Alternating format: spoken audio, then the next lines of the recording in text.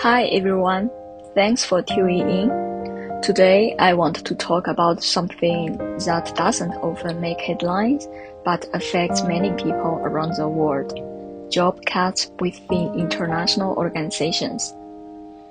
We hear a lot about layoffs in big tech, but there's much less conversation around what happens when institutions like the United Nations face financial constraints, shifting priorities, or structural reforms.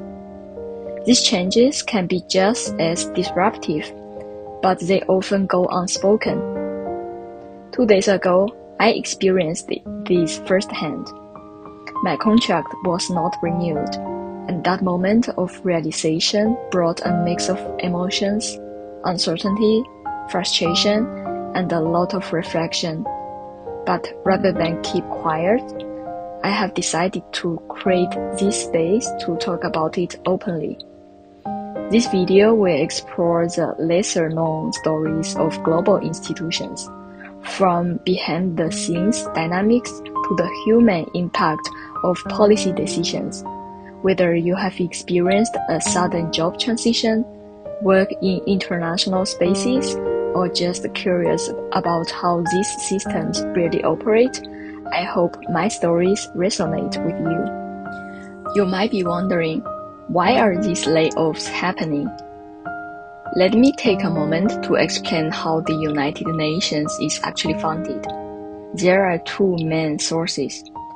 One is assessed contributions, which are mandatory payments that every member country makes. These are based on factors like the country's income and capacity to pay.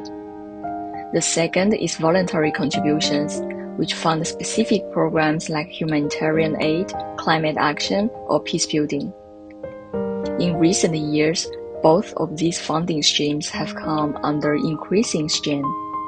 While assessed contributions are meant to be predictable, many member states have delayed their payments or reduced their financial commitments, sometimes due to domestic budget pressures and other times for political reasons. At the same time, voluntary contributions have become more uncertain, often tied to shifting donor priorities. As a result, many UN agencies have been forced to scale down programs, freeze recruitment, and reduce staff, because the funding to support them is no longer available or hasn't arrived in time. In my own case, everything happened quite suddenly. Just 2 days ago, I was informed that my contract would not be renewed. It expires in 2 months, and because of my work is tied to my visa, that also means I will need to leave the country within that same time frame.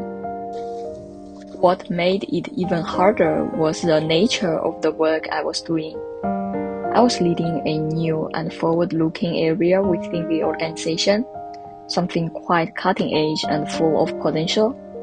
I built the entire portfolio from the ground up, shaping the vision, engaging stakeholders, and launching projects that were both innovative and impactful. And the reason I was given: the organization no longer has the resources or internal capacities to support this area of work. Of course, losing a job is never easy, especially one that I really enjoy and feel passionate about. But what has been even more painful is watching something I have poured so much of myself into, something I built from scratch, be left without a path forward. It feels less like the end of a contract and more like letting go of something I have truly believed in. And the truth is, my case is not an isolated one.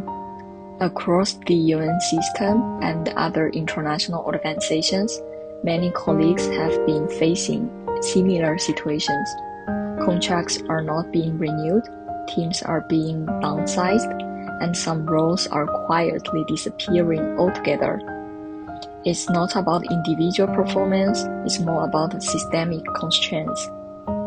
This growing sense of uncertainty is something many of us are quietly navigating, even if it's rarely talked about openly.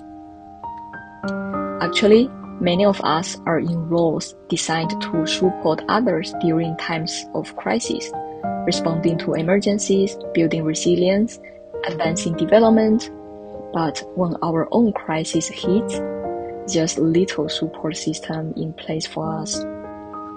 This is part of the reality of working as international staff. Many of us live on short-term contracts, dependent on project funding or annual renewals. Even after years of commitment, there's no guarantee of continuity. Over time, this growing reliance on project-based roles can lead to a loss of institutional memory and make it more difficult to sustain long-term strategies. Staff turnover becomes more frequent, and promising initiatives may lose momentum, many times before they have had the chance to deliver their full impact. In moments of uncertainty like this, ironically, it's often the most innovative work that becomes most vulnerable.